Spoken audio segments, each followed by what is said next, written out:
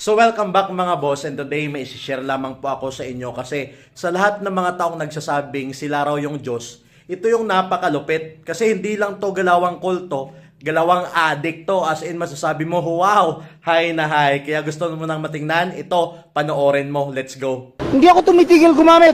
Gumagamit ako araw-araw. Pagising ko hanggang matulog ako, kahit tumatay ako, gumagamit ako.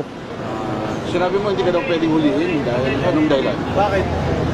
Because under the law, under the law